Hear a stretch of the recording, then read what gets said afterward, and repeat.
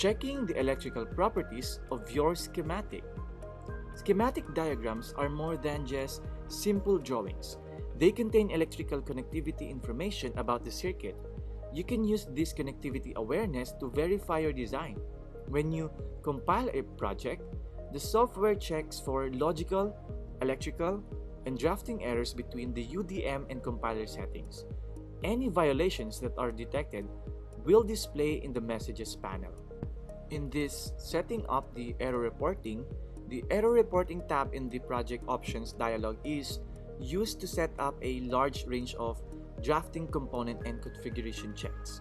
The report mode settings show the level of severity of a violation.